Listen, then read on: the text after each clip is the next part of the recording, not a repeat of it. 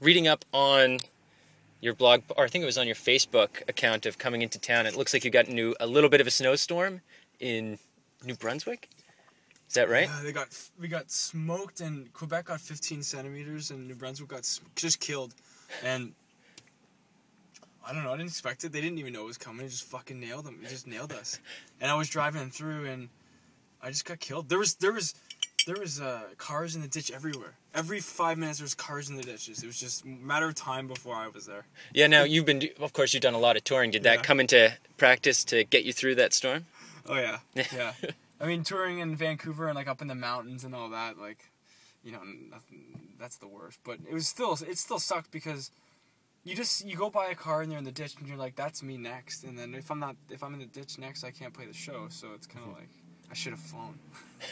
Did you have to rest someplace early, or did everything stay on schedule? I kept rocking. I drove for 13 hours and just drove until I could kind of not take it anymore. So white knuckled, and it's just blizzard out. I'm just like, okay, I saw a Days Inn on the corner, and it was like, I'm hitting that. So you went straight from Toronto to Halifax for the Pop Explosion? Yeah, well, I'm recording a record right now, and I was recording right till the day before I left, and then I don't have a session till Tuesday, so I could have flown out here and then flown home, or I could have just made a road trip out of it. And of course, you've come to Halifax a number of times. Yeah. So what was the first thing, or the thing that you're looking forward to coming back in town? Wooden Monkey. Oh yeah. Had you been to the new location? I was just there before the show.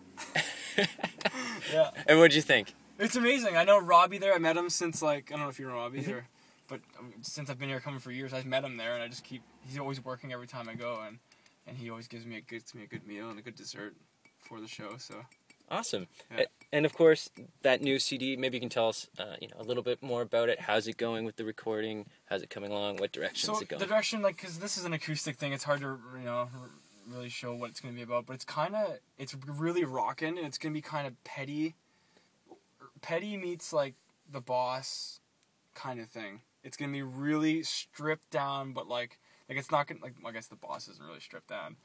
But that kind of attitude. His attitude with Petty's sound, it's going to be really...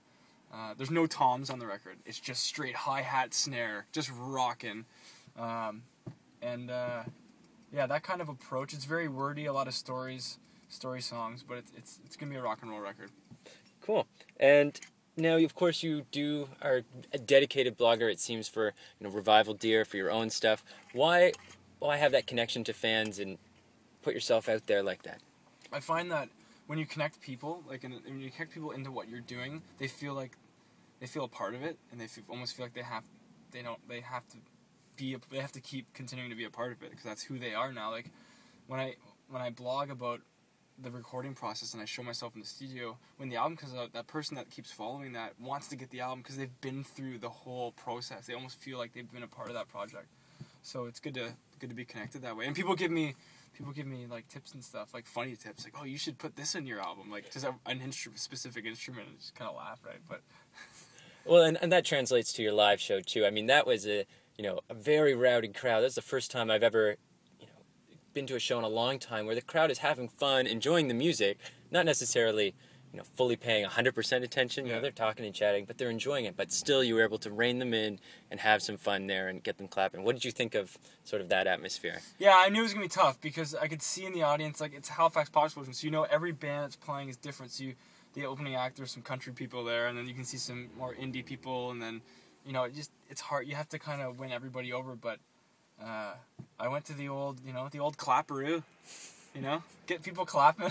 That's what I did, and jumped off stage and had people sing along. Which, you just gotta be once you get people to participate, then they get excited about that, right? Great, and of course you missed By Divine Right, but I assume you're here tomorrow. Yeah, I'm gonna stick around. Yeah. And do you have anything on tap for a must see for tomorrow? I was must see. I don't know why I had it in my mind. I'm like, well, I'm playing Friday night, so I don't know, By Divine Right's probably not playing at 9:20. They're probably playing a late set. So I figured either they're playing Friday night or Saturday night. So I had just banked my weekend on going to see By Divine Right. So I don't know. You have to tell me what to go see now. All right. Well, thank you very much, Eddie. All right, man. All right. Sweet. Yeah, so...